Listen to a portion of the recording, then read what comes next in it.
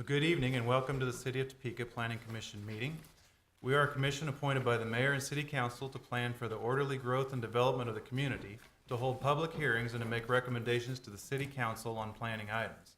Please note that the city council rules state that the public hearings for planning cases shall be conducted solely by the planning commission. No additional public hearings will be conducted by the city council. Tonight's cases are tentatively scheduled to be heard by the city council next month. Agendas can be found at www.topeka.org. Many of tonight's cases do involve public hearings. For those cases, the procedure will be as follows. First, the planning department staff will summarize the case. Next, we will hear from the applicant or the representative. Then we will receive public testimony. Public comments should be addressed solely to the chair and are limited to 4 minutes. Chris, if you would, please take roll. Mr. Beck? Here. Mr. Crook? Here. Ms. Cavazos? Here. Mr. Gales? Here. Mr. Jefferson? Here. Mr. Hall? Here. Ms. Jordan? Here. Mr. Lackey? Here. And Mr. Woods? We have 8 and a quorum. Okay, well, first off, I'd like to take just a moment. I see a couple of new faces around the or U shape here, so I just wanted to say welcome. We have Ms. Cavazos, is that correct? Cavazos, who's just joined the commission, and welcome to you, and hope you enjoy your term and stay. And also we have Mr. Hall, is now part of the planning staff as the planning manager, is that correct? Current planning manager. So I just wanted to say welcome to both of you and look forward to working with you. With that, we'll move to item B on our list, which is election of officers. We will first take nominations for the chairman, and once we've gone through that process and elected a new chairman, then we will go on with the new chair taking the rest for the vice chair. Do we have any nominations for the chairmanship? Mr. Lackey. Mr. Chair, I'd like to nominate Mr. Scott Gales. I'd second that nomination. Okay, we have a nomination and a second. Any other nominations? I move the nomination cease. Second.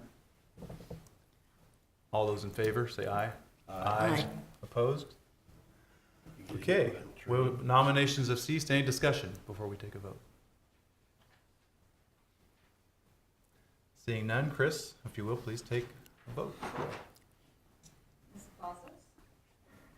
Of course I go first. Aye. Welcome. Mr. Gales? Aye. Mr. Jefferson? Aye. Ms. Hall? Or Mr. Hall? Aye. Mr. Lackey? Aye. Mr. Beck? Aye. Ms. Jordan? Aye. Mr. Jefferson? Aye again. Mr. Crook? Aye.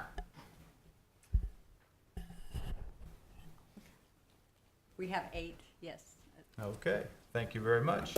At this moment, I think I will pass the gavel and meeting over to Mr. Gales as our new chairman of the board.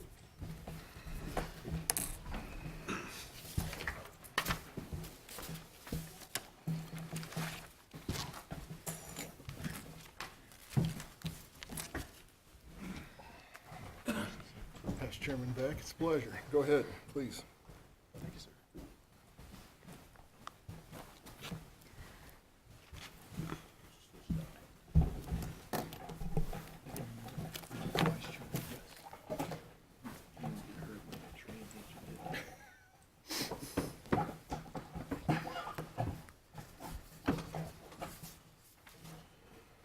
Scott. These two cases are not public hearings, but we have people here to speak, so it's our discretion to have them speak. All right, thank you, past Chairman Beck. Just a few words here before we get started with the next item. I do want to commend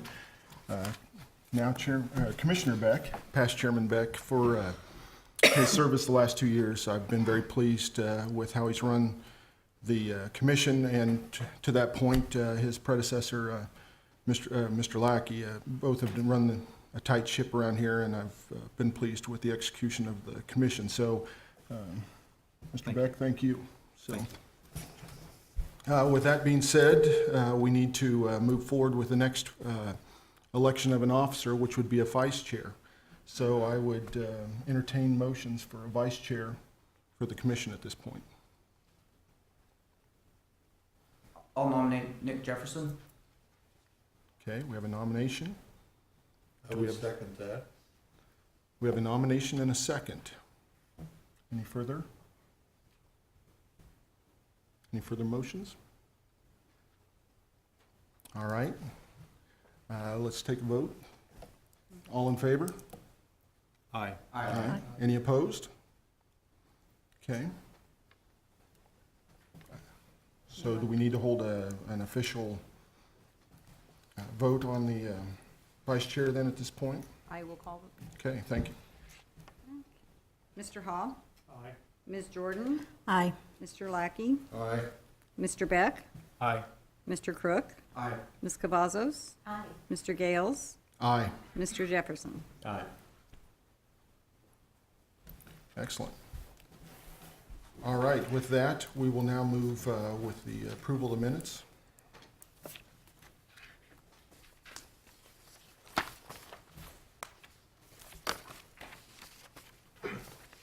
Any comments, concerns, motion? Did we have any minutes in our packet? Did I miss something? Our packets did not include minutes this month, although it's on the list, you're That makes it correct. easy. Super. Well, I failed to get the minutes in there. Mr. Chair, I would recommend or motion that we would delay approval of the minutes to the policy meeting or at the next opportunity when we have those minutes. all right, we have a motion and is there a second? Second. Excellent. All those in favor, say aye. Aye. Any opposed? Okay. Mr. Finder, do we have any communications to the commission? Thank you, Mr. Chair. Just two. They're both, I think, good. Actually, one may not be, because we're going to ask for a volunteer, so be careful. We are starting a pedestrian master plan for the city of Topeka. This is something that was been funded. Commissioner Beck knows from the MPO, our transportation planning board, and we have hired a consultant to begin this. This would be a complement to our bikeways master plan that is being implemented right now and is fully funded through the most recent half-cent sales tax. So we're looking at starting having a stakeholder committee. We would like a representative from several groups that our stakeholders, planning commission would be seen as one. We're looking at it probably for maybe 4 meetings through the course of this year to have with the consultant and staff, and to meet as a group to form recommendations as to, again, kind of a gap analysis of where our pedestrian needs are in the city, along in the neighborhoods that are most impacted by those. So prioritizing where those would go is really critical. So if you're passionate about multimodal and walkability and that sort of thing and transportation choices, this is for you. You're going to be really happy if you volunteer for this, I promise. We have this consultant on board is probably the leader in bike and pedestrian master plans for cities, Tool Associates out of Minneapolis. So I'll put that bug in your ear. I don't need any volunteers necessarily now, but please contact me. We'll probably kick it off in March, so you have time. This is not a quick overnight thing. And it should last through the end of the year. And this body will not see it, so I think it's really important to have somebody on that in the Planning Commission. The second announcement is a good one. Unless something happens tonight, we are not planning on having our meeting next week. So you're off. That's all. You want a meeting and approve the minutes? I did say next available opportunity. Carefully. Super. Thank you, Mr. Finder. With that, we'll move to item E. Do we have any declarations of conflict of interest, ex parte communications? None? Seeing none? Okay, let's move forward with item F, which would be action items. Let's see, we got item 1. Annie? Thank you. This is item F1, Z15-1 by Core First Bank and Trust, River Hill LLC. They're requesting a zone change from PUD, Plan Unit Development, for C2 commercial uses, all to O&I 3, Office and Institutional District. The property is located at 6202 Southwest 6th Avenue. It is at the northwest corner of 6th and River Hill Drive. It's an undeveloped 10.16 acre tract. What this applicant has proposed is a 100-bed, short-term, 6 to 8 week skilled care rehabilitation facility. A smaller percentage of those would be for longer-term care assisted living apartments. The smaller tract that's owned by River Hill would remain as a stormwater detention site. Property is located along a 3-lane arterial of 6th Avenue. It's in an area developing for a mix of uses on the outer fringe of the city limits, like the extreme northern end of the Wanamaker corridor.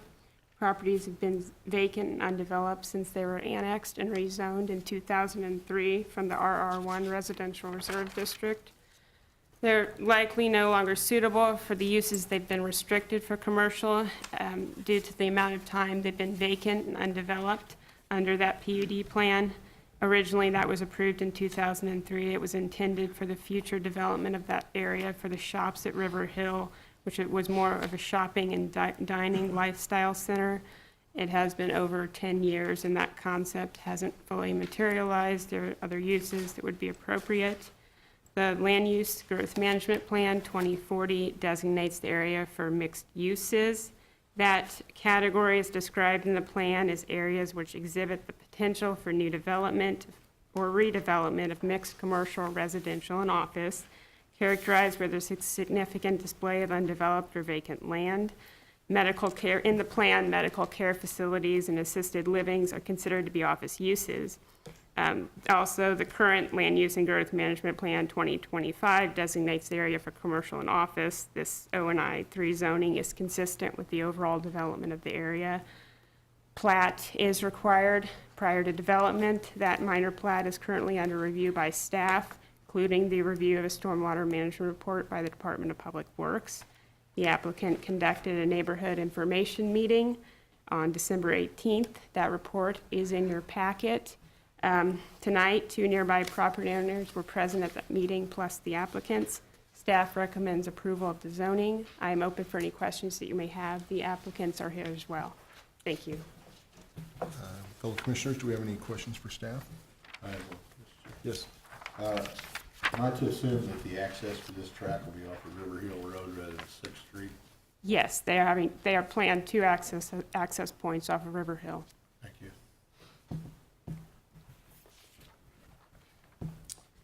Any further questions? There isn't any plan for any access off of 6th Street? I just noticed it's okay. No. I just noticed the drive on the corner there. So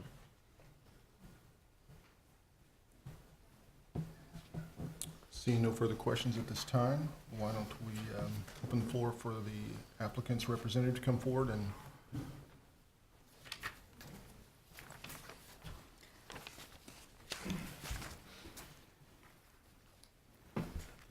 Good evening, Mr. Chair and Commissioners. Kevin Alden, Cook Flat and Strobel Engineer, here to answer any questions. I also have Mike Klingel and Todd Mosier with the owners of the property, or of the new development coming in. And also, hopefully, we had handed out earlier some elevations of the particular building that is going to be constructed if zoning passes. do we have any questions for the applicant? Yeah.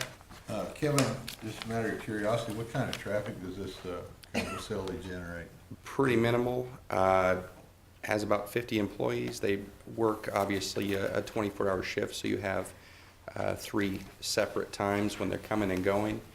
Roughly about 3 trucks coming in a week to deliver either food or linens or whatever they need to, and so pretty minimal for the size of acreage we're talking about.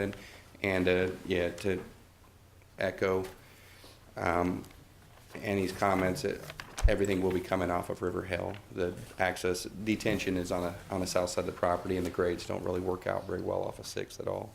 There's an existing drive that was probably there originally to work on the detention center, but we'll be removing that as a part of our project. Okay, thank you.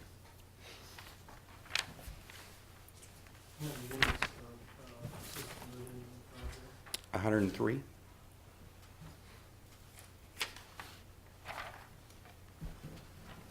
Where do you anticipate having the on-site detention, the stormwater? It's actually existing.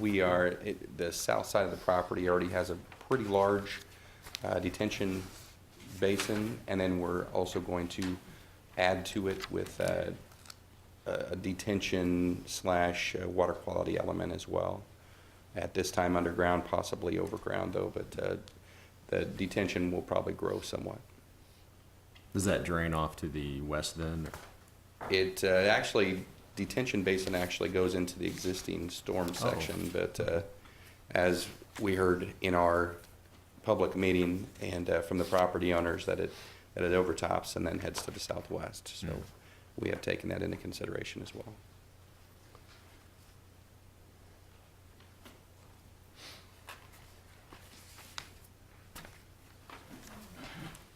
Any other questions for the applicant? Thank you. Thank you.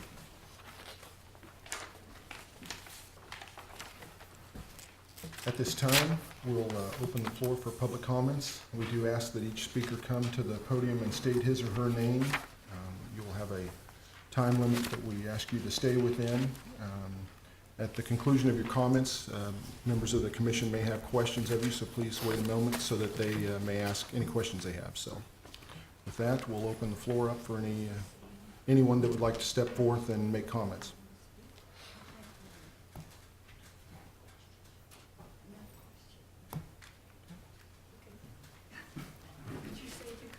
Yes, ma'am. Please, if you would step forward to the podium.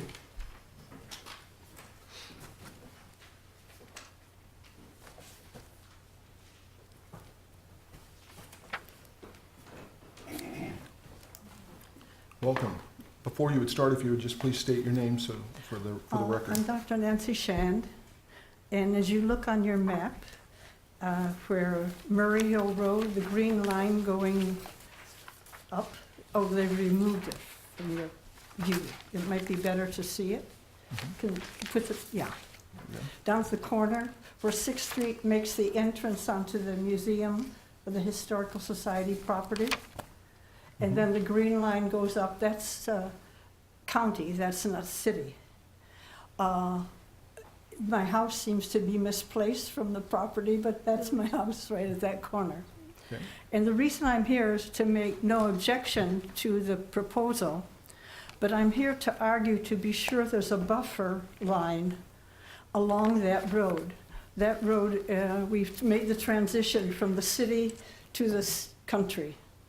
The deer are prolific. There's much wildlife moving there, which come on that property line and look over to the development and turn right back. But there's a lot of movement around there. And that road, which goes north, it's on the green marker, is a very favored road by people who want to get away from the city for a few minutes. The top of it, it really used to be the old 6th Street Bridge, which fell apart and is not there any longer. But people up at the top, there's a place to stop and get a beautiful view. And it's used, I wouldn't say recreation, but it's used by people a lot. The road to the east, there's a whole stream of evergreens, cedar evergreens and many other trees, which makes the whole location beautiful. I'm here to argue that that is a buffer zone, definitely be retained.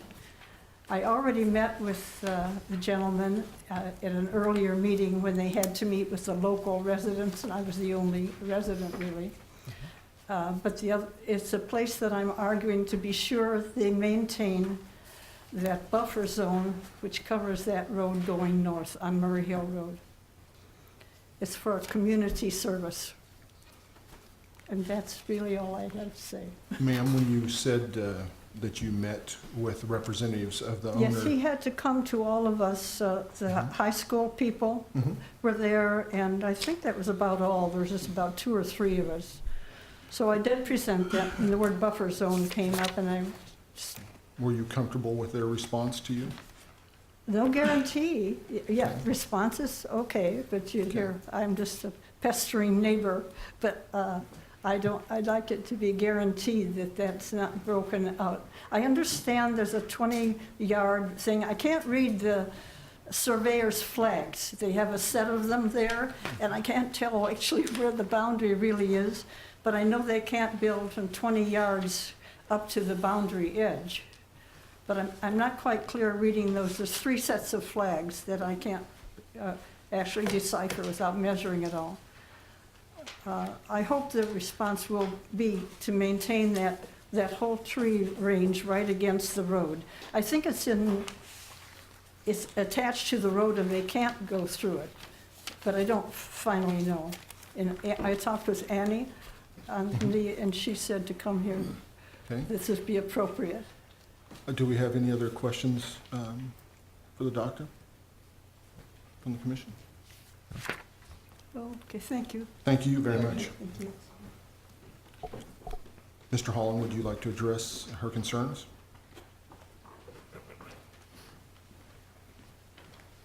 Thank you, Mr. Chairman. Kevin Holland again. And correct, that tree line is actually on the property line, if not a little outside of the property line, and we are not planning to touch the edge. It's a pretty large acreage, and we aren't using the entire site for the development, so we are staying away from that west property line. Okay. Any other questions for Mr. Holland while he's up here?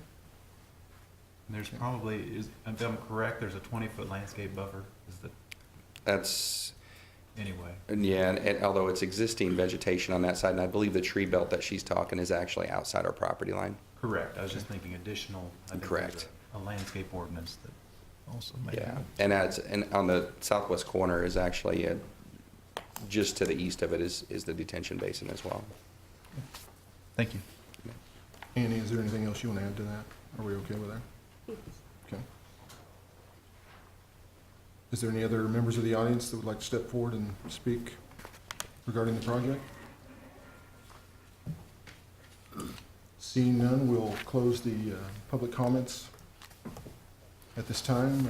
Do we have any questions or motions amongst the council or the commission members? Well, I really think the majority of the traffic, as far as the most intense traffic, may be during special events, holidays, and that time period. So I think that the intensity, transitioning from the theaters down to her residence, it seems pretty appropriate.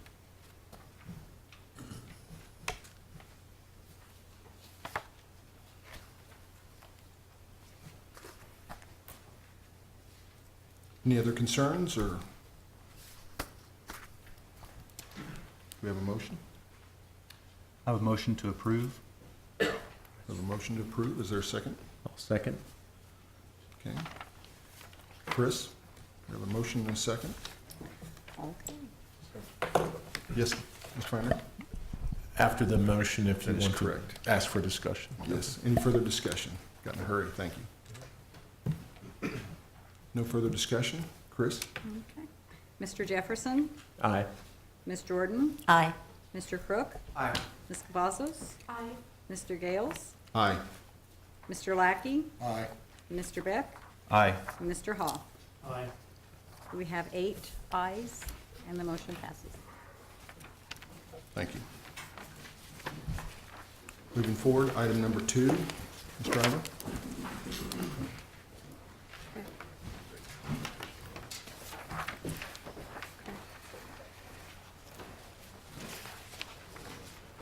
Thank you. This is item F2, final. Do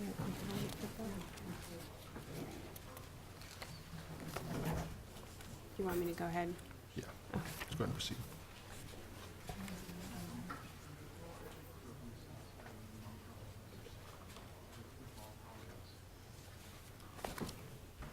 Okay.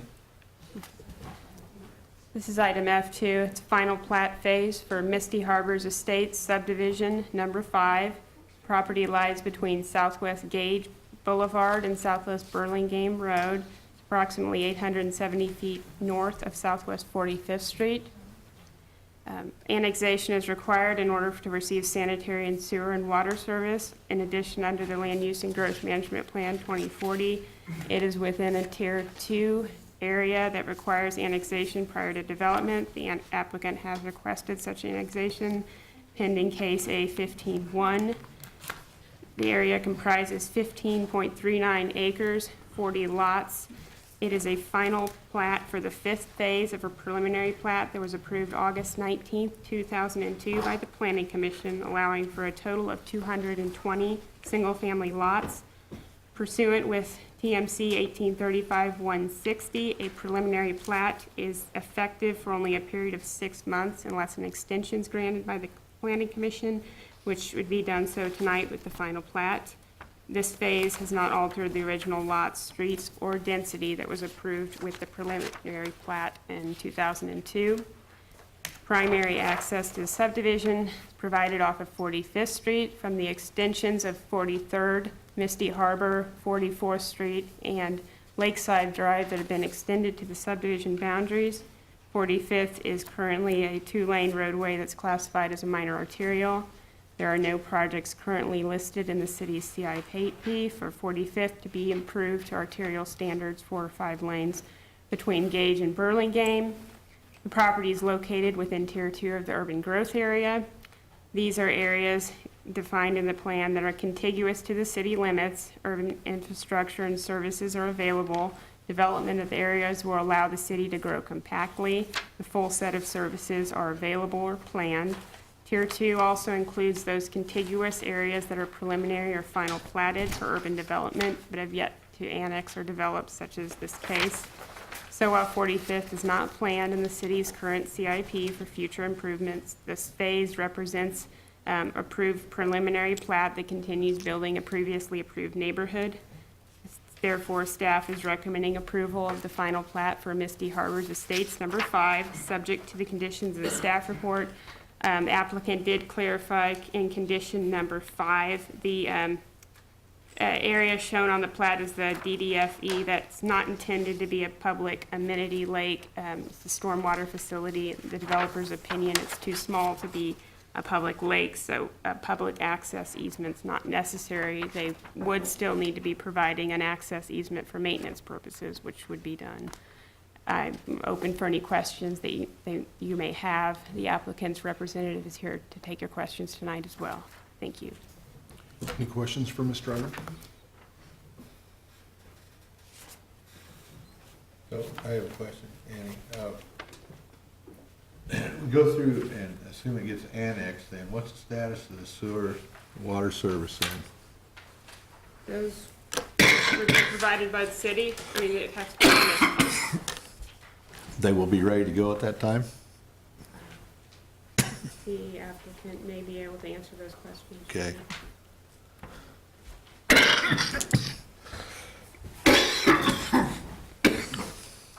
Any further questions for Ms. Driver?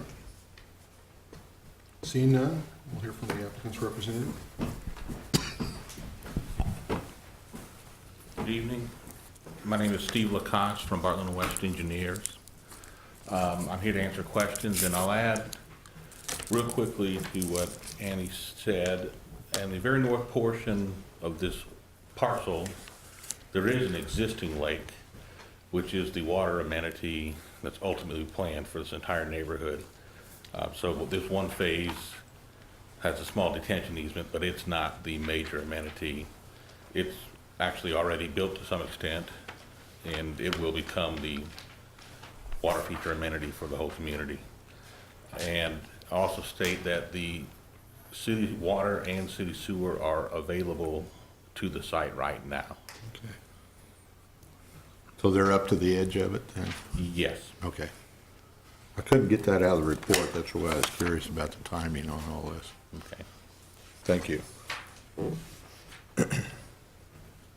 Any further questions for Mr. Lacoste?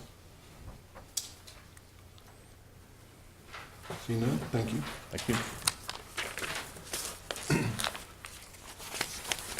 It's my understanding we don't officially have a public hearing for this particular plat.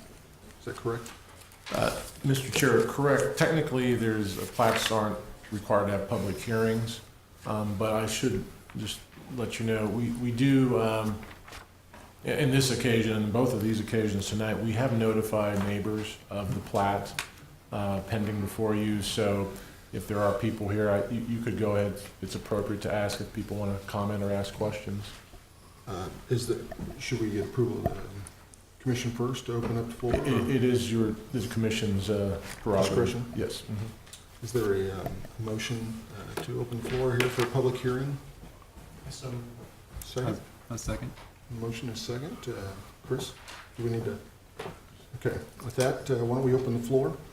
If there is anyone in the audience that would like to step forth and comment regarding this particular case, please do so. We just ask that you state your name. All right, seeing none, we'll close the public hearing portion of that. Further comments from the commission? Looks pretty routine to me. I'd propose that we accept it. Second. We have a motion and a second. Any further discussion? Seeing none. Chris?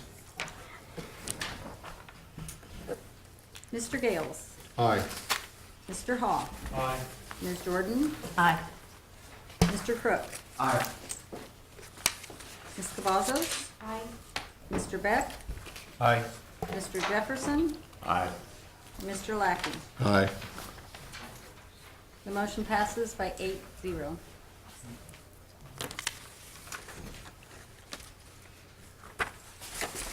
Okay. Let's move forward to item 3. Strider? This is item F3. It's a final plat phase for Horseshoe Bend subdivision number 4. It lies along the south side of the Kansas Turnpike, approximately 1,500 foot north of Southeast 45th Street, 2,000 foot east of Southwest Topeka Boulevard, within the city of Topeka, comprising 9.37 acres, 36 lots. It's part of Phase 4 of a PUD for Grand Oaks Master PUD Plan. A minor amendment is underway to adjust the phasing of that plan in order to move 10 of the lots, 10 of the lots that would have fronted onto 44th Street, including the Grand Oaks Avenue connection, from the current Phase 4 to Phase 5, the final Phase 5. This is also a preliminary plat, part of a preliminary plat that was approved July 17, 2000 by the Planning Commission. This final plat does extend your dead-end streets for both Southeast 43rd Street and 43rd Terrace without providing a second public access into the subdivision. This ultimately requires a design variance to 1830-040 regarding dead-end lengths in excess of 500 feet. PUD amendment is being processed concurrently, altering the phasing. As required by the Fire Department and Planning, a 20-foot wide temporary emergency vehicle access road will be provided that connects phases 1 and 4 until that street's constructed with phase 5. So although not ideal, removal of this public street connecting phases 1 to 4 along Grand Oaks does allow an additional 36 lots on 2 dead-end streets for 342 trips per day, typically a maximum of 200 trips per day on a dead end. 21 lots is considered your appropriate national standard for public safety. However, the phasing is necessary to accommodate some physical characteristics that inhibit the feasibility of those 10 lots, the areas in the yellow hashed, from draining northeast to the pump station. Instead, they would have to drain naturally west towards a gravity interceptor, which necessitates their inclusion into Phase 5 instead of Phase 4. So ultimately, the design variance is more cost-efficient, a sewer and street plan for the developer to build and then the city to maintain down the road in the future. Staff is recommending approval of Horseshoe Bend number 4, subject to the conditions in the staff report. I'm open for any questions that you may have. Thank you. Are there any questions for Ms. Driver?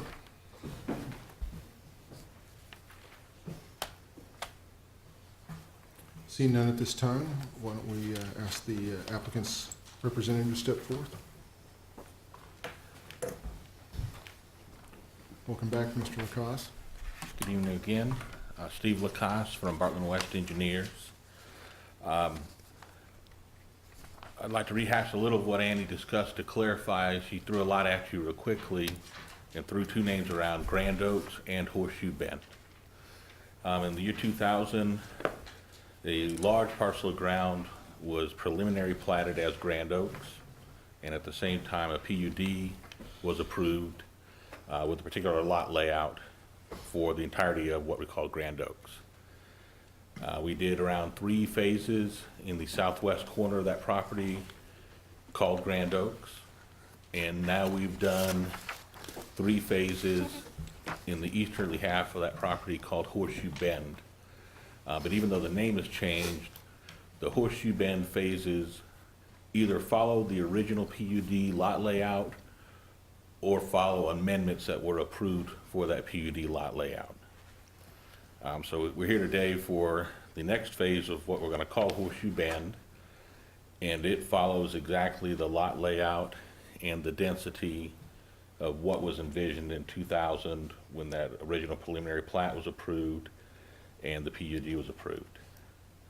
The variance that Andy talked about has to do with a number of access points, and we did this with the first phase of Horseshoe Bend as well, and we were proposing to do it at this phase to have a 20-foot wide paved access road for the fire department to use to get in and out in an emergency, but not to build a street there at this time because what we're planning right now drains to the northeast to one sewer facility, and the area hatched in yellow on the overhead, or my overhead at least, that's not in the phase, drains to the west to a completely different sewer facility, and it's very difficult to, we'd have to install a pump station for 13 lots to include them all in the same phase.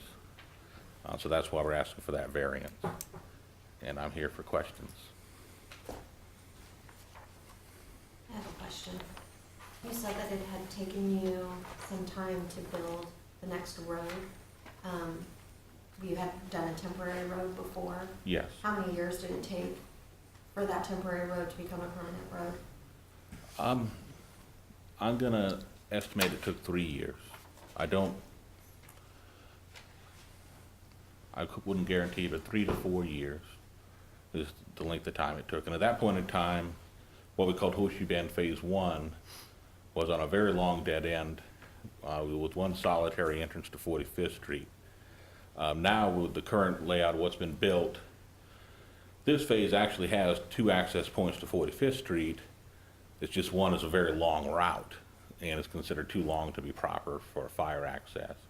So this is actually not quite as bad a situation as the Phase 1 temporary access drive. We just finished Phase 2 and 3 of Horseshoe Bend around 2 years ago, and that was 53 lots, I believe, and they have less than 20 left. And so they continue to sell houses and build more houses. So I would anticipate a 2 to 3 year build out on this phase before they need to come back and do the next phase, which builds this street.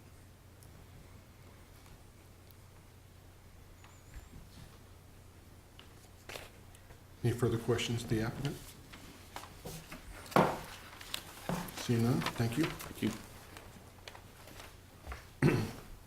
And like before, this particular case does not have a public hearing associated with it. However, if the commission is inclined and would make a motion to open it up, Move we open it up, see if anybody has any questions. is there a second? I'll second. We have a motion and a second. With that, at this time, we'll open the floor to public comments.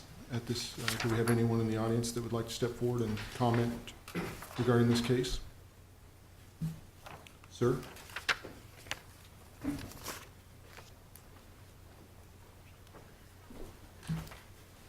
Please state your name for the commission. Good evening, everybody. Paul Kazmala. I live at 314 Southeast 44 Terrace out in Grand Oaks, and I've been living out there for almost exactly 12 years now. Thank you, Mr. Gales, for allowing me to speak. I feel like there's more to a building plan than a name and some maps. I have some concerns during Phase 2 and Phase 3.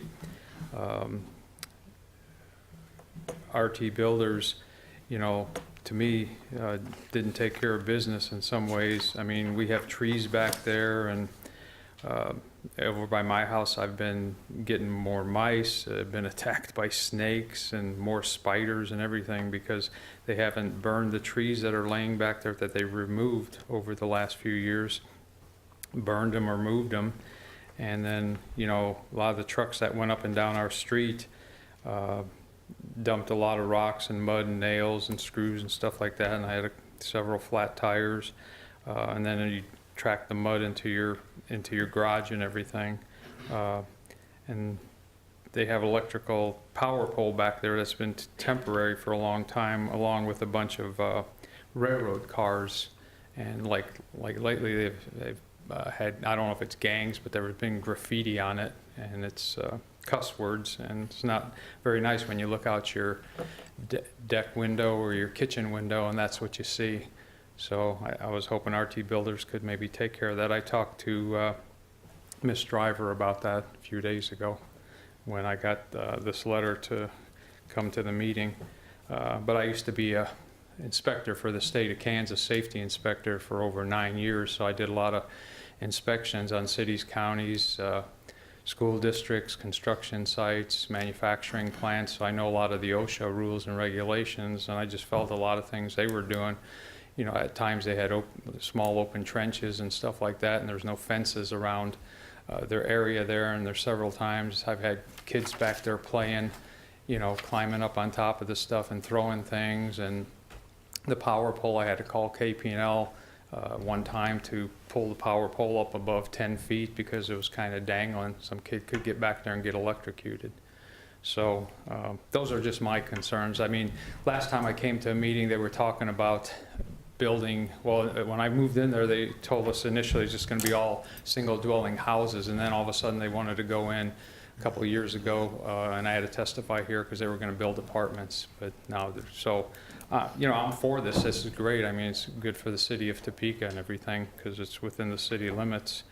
But I would just like them to, you know, maybe do a little bit better job than, you know, as far as taking care of the people that live in the houses there, the residents like myself, you know, as far as, because I've called the city about the road, but nothing has happened yet as far as repairing the road from the heavy trucks going up and down our street. Okay. Thank you.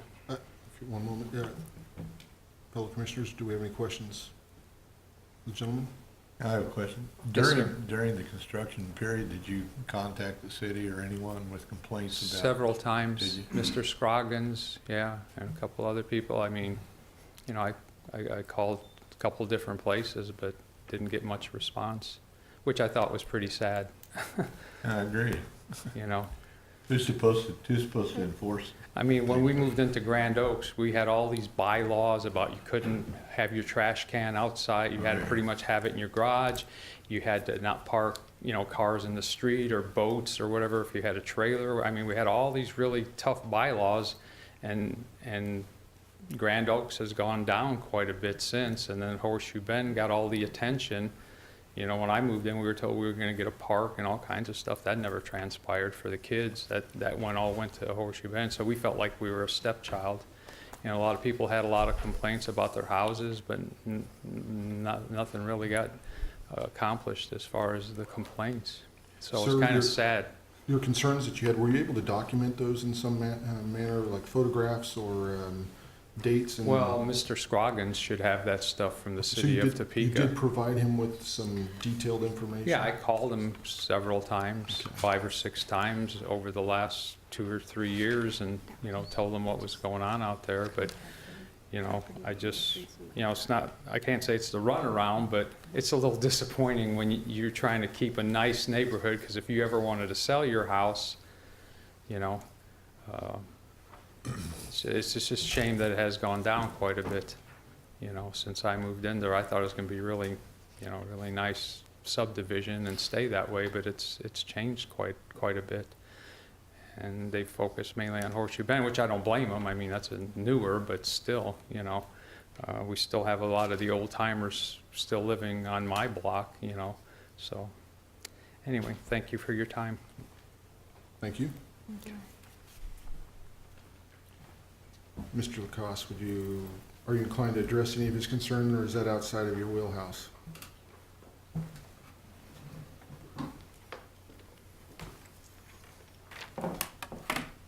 Steve Lacoste again.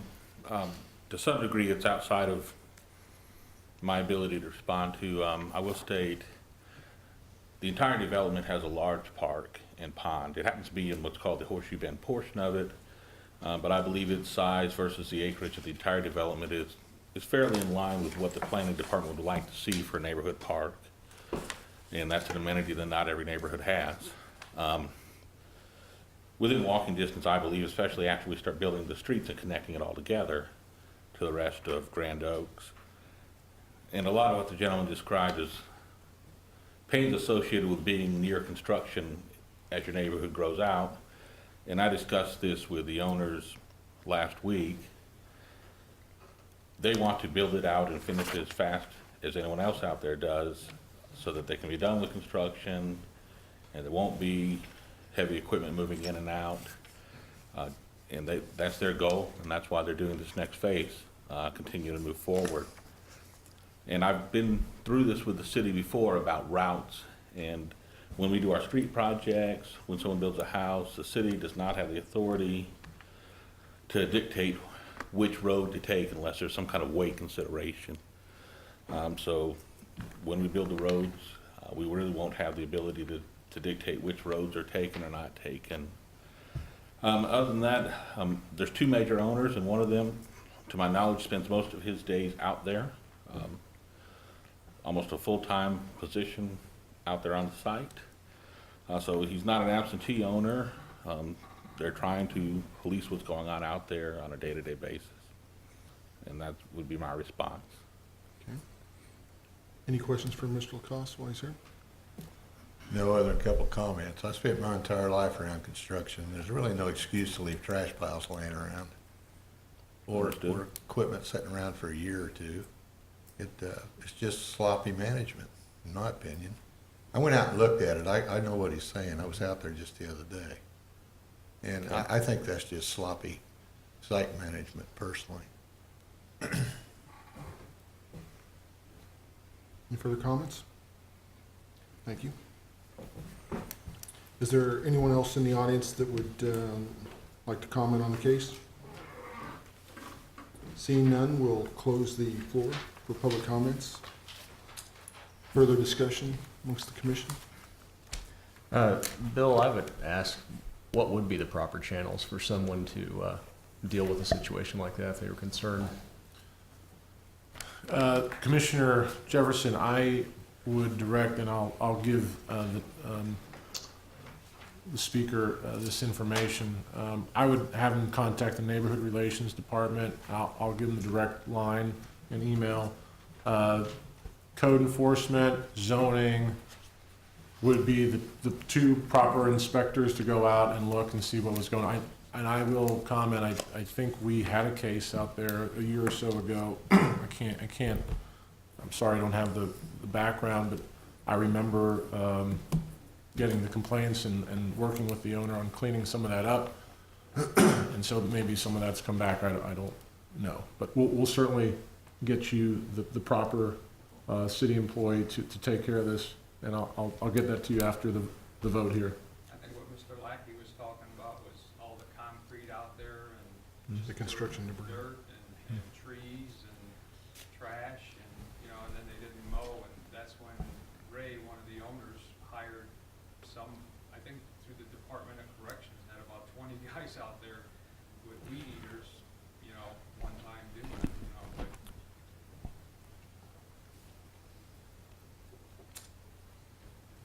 For the record, unless there's an issue otherwise, we'll note his comments from the from the audience in lieu of from the podium. I'm comfortable with that.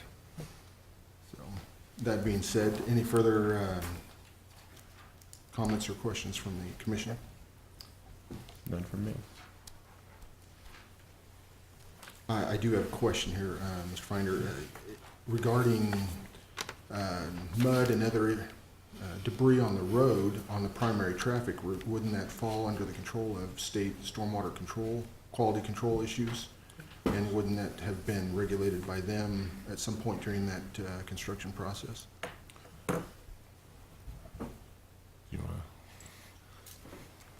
I'll pass. That's fair. There are erosion control permits that are required through the city, i.e. through the state. I don't know if you can speak to that at all, Steve. Steve Lacoste again. The city has a permitting process which is relatively new, and I'm not sure if it would have been in place for the last phase. And the city's process pretty much mimics the application process through the state of Kansas. The city also does have an employee who's in charge of fielding complaints of that type. Duly noted. Appreciate the clarification. That same topic, if I may, Mr. Yes. Speaker. The NOI process is a state process, and the city kind of follows up with that. But yes, it's still the applicant's responsibility to adhere to that stormwater management plan, and they can be fined by the state should that be turned over to them. So there are repercussions for not following the standard procedures. And I know that street sweeping is one of the regulations that they require to keep it cleaned up. Anything above 1 acre is my understanding. Correct. Okay, unless there's further comments, I'd entertain a motion regarding the plat.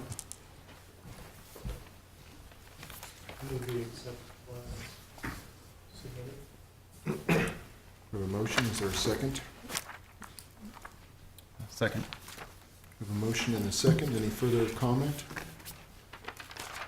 Seeing none, Chris, would you take roll, please? Ms. Jordan? Aye. Mr. Lackey? Aye. Mr. Gales? Aye. Mr. Beck? Aye. Mr. Jefferson? Aye. Mr. Hall? Aye. Ms. Cavazos? Aye. And Mr. Crook? Aye. The motion passes with 8 positive votes. Okay, thank you. That'll end the action items for the evening. Let's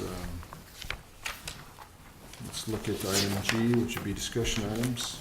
Mr. Finder? Thank you, Mr. Chair. These would typically be at your policy meeting, so we've combined those just to have a brief discussion tonight. The first two items are really talking about the implementation of our land use and growth management plan, which you've recommended for approval. That is, will be forthcoming to the city council here very soon. In anticipation of that, we want to continue our discussion on the ordinances that would implement that. Two in specific, and I think Mr. Warner will take over here and walk you through it. I think the last time, other than Ms. Cavazos, you all probably saw a document that did not have line numbers on it, and it was not in ordinance form. So there's been a few tweaks. So we want to make sure Dan will go over it with you, and if you have any questions. It's been a while. It's been a couple months probably, so we'll refresh you. And then at the end of those first two items, and actually let me clarify this. The first item, subdivision regulation amendments, that is really the only item you will end up taking action on.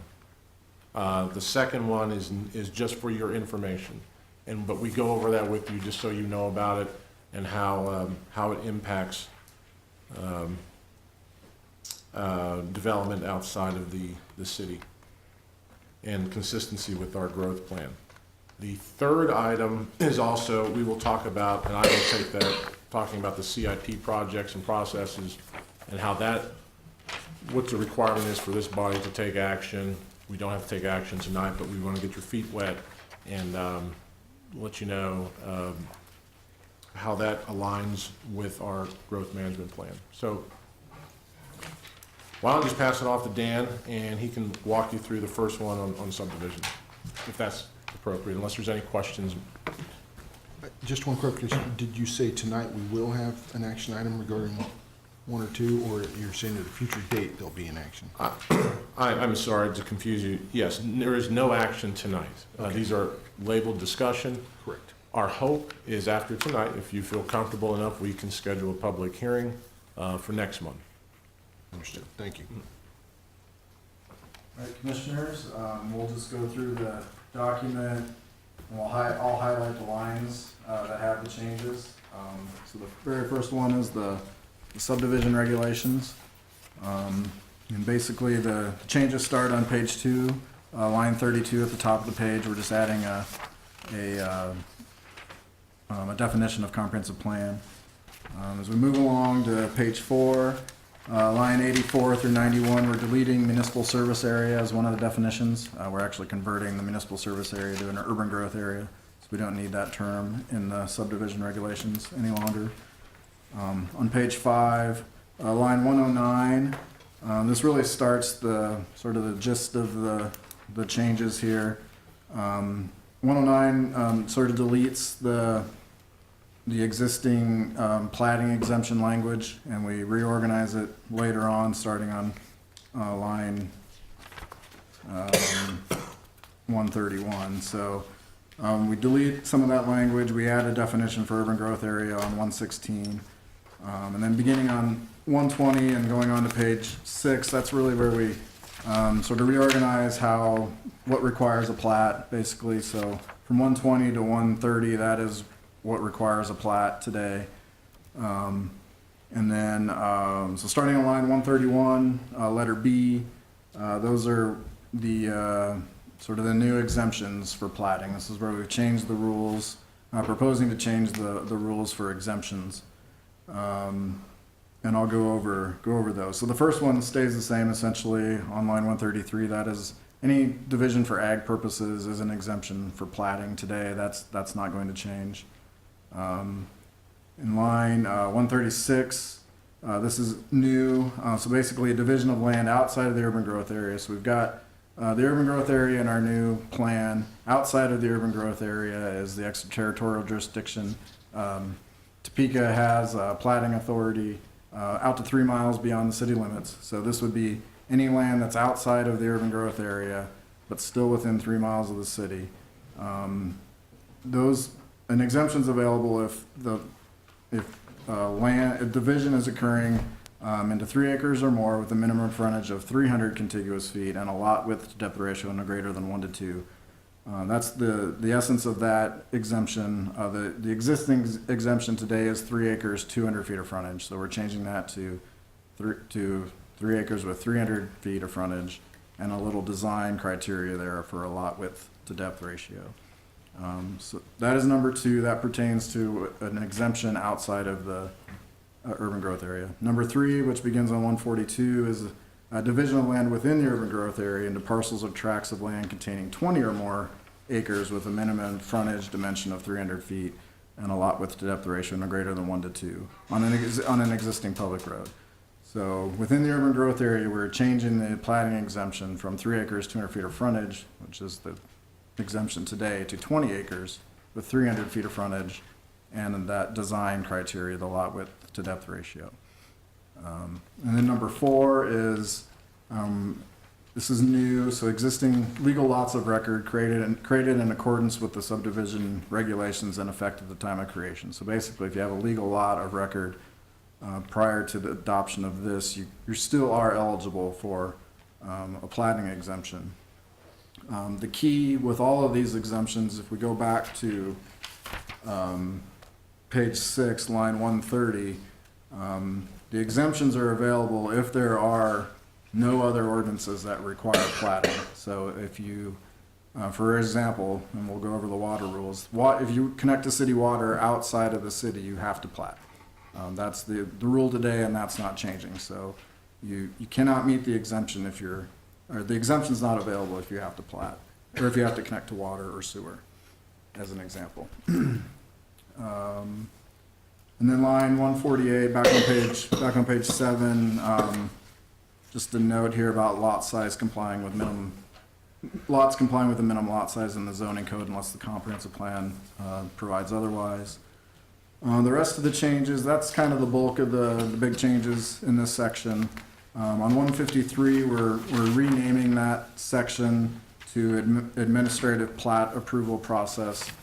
Minor plats are actually an administrative platting process, so we just sort of rearranged to note that minor plats are part of the administrative approval process, like lot line adjustments and lot splits. And moving on to page 9, line 192, just clarifying one of the ways that you can qualify for a lot split. And then 203, adding that the lot splits must comply with the comprehensive plan. So that's it. That's the changes to the subdivision regulations. Are there any questions about that? Yes, Commissioner Beck? I know that there's been some discussion amongst the county residents and so on. Can you kind of just highlight quickly what's changed from those conversations versus what we've seen in the past, if anything?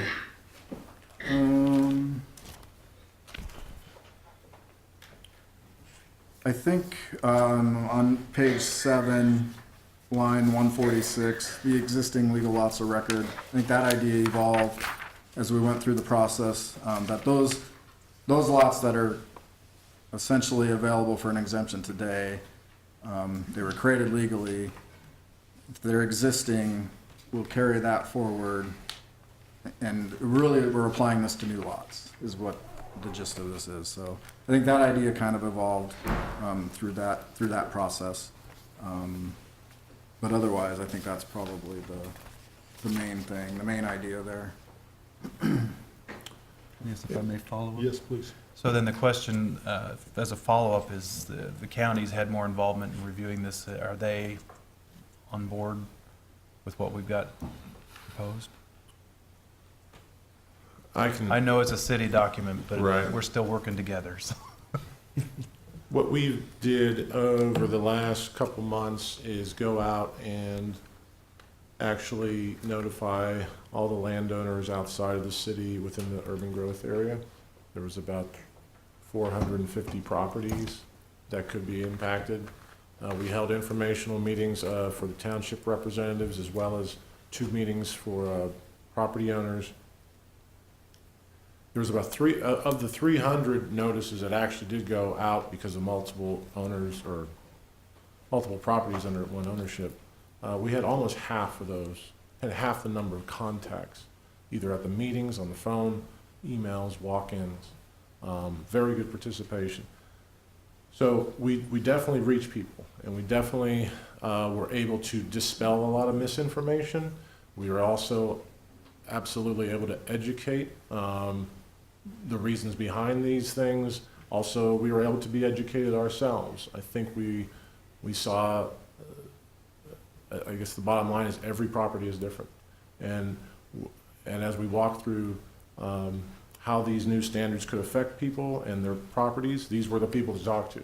And a lot of people, once they understood, many people didn't want to subdivide. They wanted to preserve the rural character. The folks who had maybe ideas to subdivide down the road at least could understand how this impacts them. As we try to explain, we have a 20-acre rule in effect right now. It's not a rule, it's a policy, but we apply it whenever you have to plat. We see that as inflexible, but we see the reasons behind it. I think when you passed the plan, you saw that. So we've been able to try and, in the plan, add that flexibility. So what you see here in front of you so we have exceptions in the plan, that you can go below 20, that you don't always have to be annexed to get city sewer or water.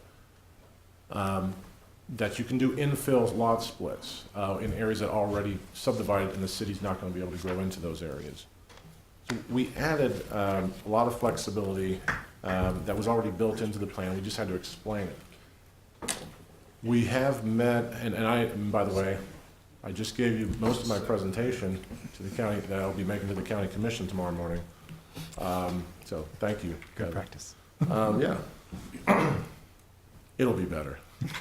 But that's the gist. And so the ordinance is before you, the changing of the subdivision regulations.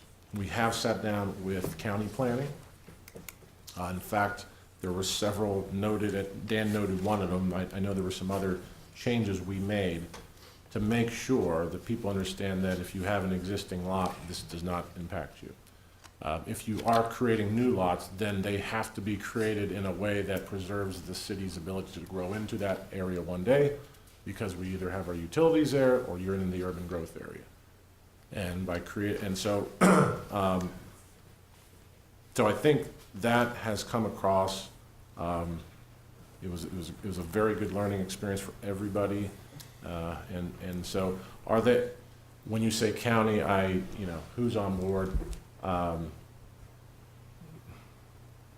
There is no official vote or of any sort. So working with the impacted landowners and working with staff, I would say we have definitely made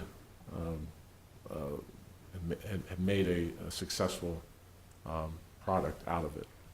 So we're balancing those interests, and it's a process. Okay, thank you. It's a good first run. Good job. Thank you, Mr. Finer. Mr. Warren, please proceed. All right, let's move on to the utility ordinance. We'll just go over water. The water and sewer are the same. So what we're talking about here for the water are the same changes in the sewer.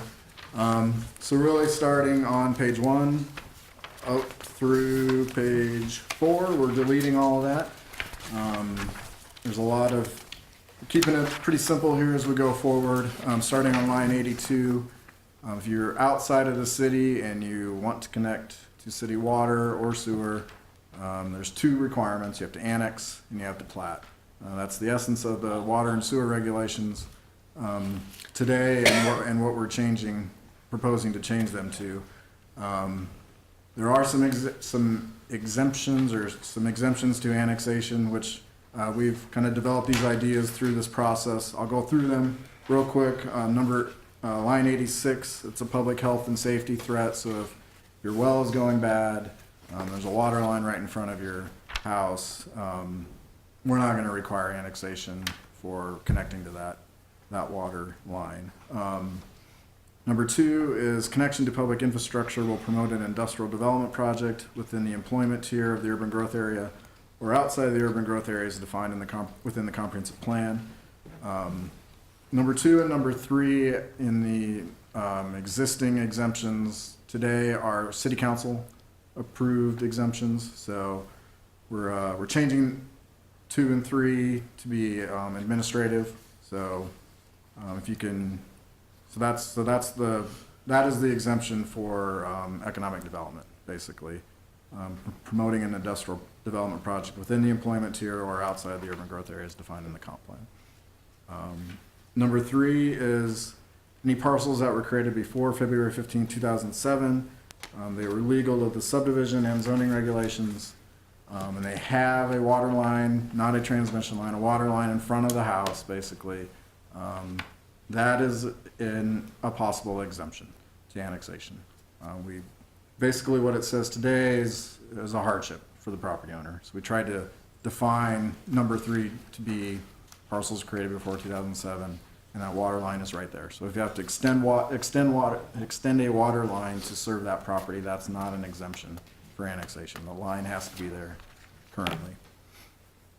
Number 4, there's 3 things going on in number 4. The city's obligated to provide water service in some manner, either through a contract or an approved final plat, or we've approved a plat that meets the comprehensive plans, urban growth area design standards.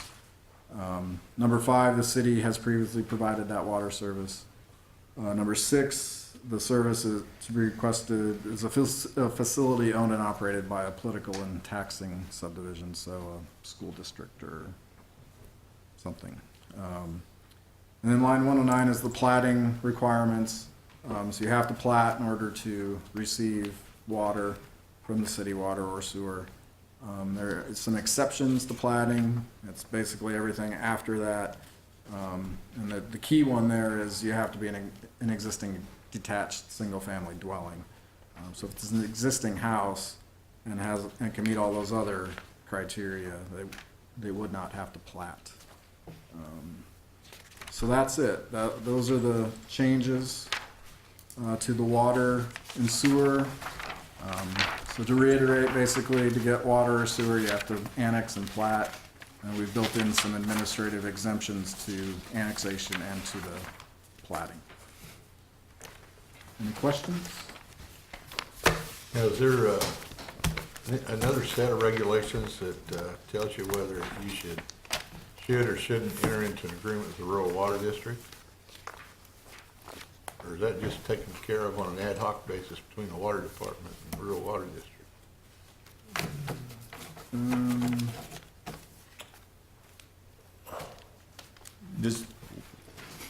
We don't tell people whether they should or shouldn't. We do. We do. Yeah, I think, when we had the water guy here, did he say that we sold water to 5 rural water districts around the edge of Topeka? Okay, well, yeah, the city itself does wholesale water sale. We don't have any authority of saying whether a house receives rural water or digs a well. No, I didn't mean that. Okay. I'm trying to find who decides whether the city should wholesale water to a rural water district. Gotcha. Mary? I can, Yeah. who decide, it's a policy issue whether the city wants to sell water to a rural water district. Go clear to the council. No, the contracts are not approved by the council. They're approved by the city manager. So it's strictly policy, but normally those contracts address what kind of infrastructure the district has to have in place before the city will provide water. They've got to follow our technical standards. It's kind of all set up so in the event that we do annex, all of the infrastructure is there and it's according to city specs. You know, some of those are set up in the past where if we annexed them now, it'd cost us an arm and a leg to bring them up to code. That's why I was wondering how they existed in the first place. You answered my question. Yeah, okay. Thank you. Any further discussion regarding that on the commission? Anything else? Seeing none, Mr. Finder, is there anything else we need to be sensitive to? I was, if the commission is comfortable with us going ahead and scheduling, the subdivision regulations have to go through a public hearing before they move on, before you can take action on them. So, so that we can sync that up moving forward. If you're comfortable enough, we can set that up for next month. If I sense any other, we can hold off. Okay. And to reiterate, are we now in a position where we're not looking at meeting on Monday? Correct. This is for February 16th, I believe, is our Yes. next televised meeting. Regarding policy, though, are we still planning the policy meeting for Monday? Do we? We are not. Okay. Either way you go here, we're not. Super. All right. That having been said, just making sure it's on the record for that, right? In case we do have the minutes sent to us. As long as the new administration doesn't take credit for that. I'll pass the buck anytime I can. That's right. I do want to again recognize our new fellow commissioner to the commission. Thank you for joining us. It's nice to have you, and also to our new staff member for joining us tonight. So appreciate you being here. Mr. Finder. Mr. Chair, we did have one more item, 1.3 down there for CIP projects. I didn't mean to skip over that. I didn't know if you Okay. realize that. I- So I I do think I realize it confused now. you. I confused you after I Yes. talked, so. We're still not meeting next week, by the way. All right, I appreciate you reaffirming that. Okay, this last item, we will bring this last item back again in February 16th as well. So all three of the, well, all two of the three will come back next February. You are charged with making an affirmative recommendation on, by code, by city code, actually by state law, that the city's the city's capital improvement projects, those listed in our CIP, are consistent with our comprehensive plan. We do this every year right about this time, for those of you who have been on. And normally, we try and get before you the projects in our capital improvement plan that may affect growth or may impact one of our planning elements of the comprehensive plan, whether it's in the neighborhoods or otherwise. So what we passed out tonight, which looks like this table of projects, this is a truncated, this is a watered down version of the actual CIP. We did not think you needed to see all of the utility projects and whatnot. So what we did, and when I say we, I have Nikki Lee, our budget manager director of budget, right? Director of budget for the city. She is responsible for putting forth the city's operational as well as capital improvements budget to the governing body. The first step in putting forth the CIP, the capital improvements plan, before the governing body is to get your approval that these projects are consistent with the comp plan. So we just want to get your kind of your feet wet tonight, and then come back where you would have to take action next month, and we'll put something more in a cover memo, sort of the action and the finding, but it's a consistency finding is what you're looking for. And we are able to help you understand any of these on here. I'll just walk through it, and Nikki can help out if there are any questions.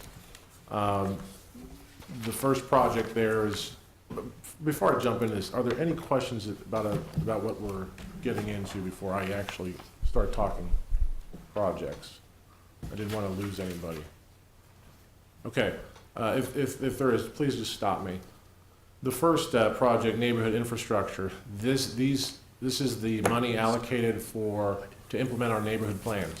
This goes to alleys, streets, sidewalks, new curbing, each couple years, actually each year, where we target as a part of our neighborhood plans, which you adopt or you recommend for adoption as well.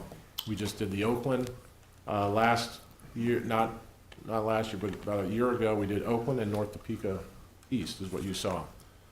So that money in 2016 is actually going towards Oakland and North Topeka East. So that's what that 1.4 million is. So that, we would consider that consistent. That's actually, the money's going to what the neighborhood plan is recommending. The second project, South Fire Station, that is that's been in there a couple times. It was in last year when you looked at this. This is a potential new fire station in South Topeka, in the vicinity of the Target Distribution Center, 57th Street, that sort of vicinity, where we have some timing issues with the current location of the fire station. That is kind of in the planning works.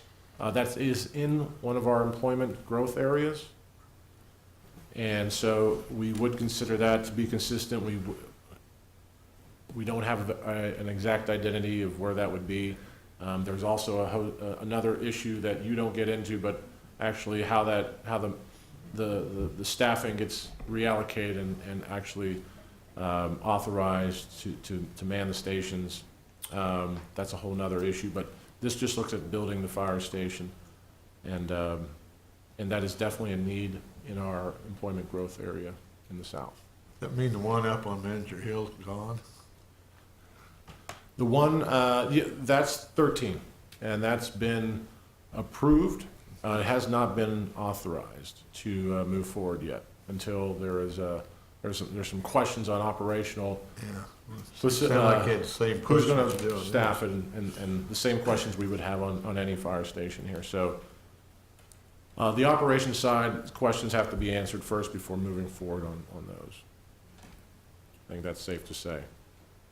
Traffic safety projects is the next. Traffic safety, I put that in there because you see from time to time developments that come your way that you have to approve, and there might be a traffic safety related intersection or something to that effect that you might want to recommend that the city use some of this money to look at a traffic safety project.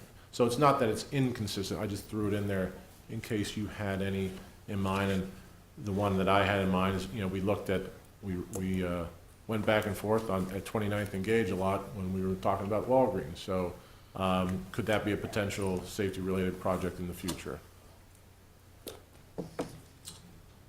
All right, so any questions on those first three? If not, the following after that are streets. I'll have to do, the first one, complete streets, is just a line item that we use when there are, whether it's for transit, bikes, peds, something that we are putting in a new street and we need some extra funding to go ahead and complete that, whether it's pedestrian crossing.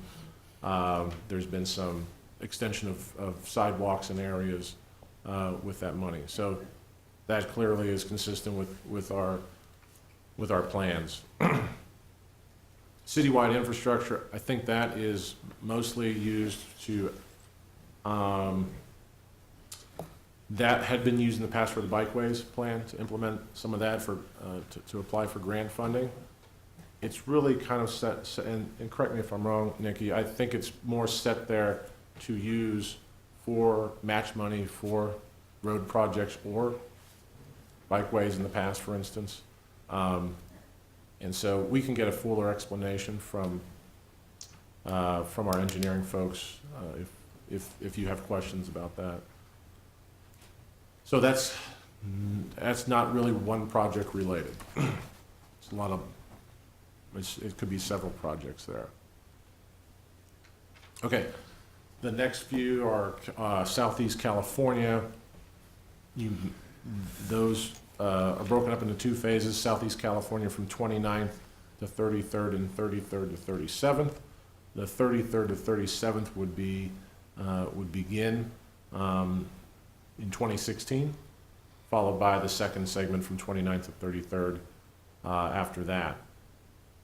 And I think also the half-cent sales tax that just was approved in November also includes the section from 45th to 37th, if I'm not mistaken.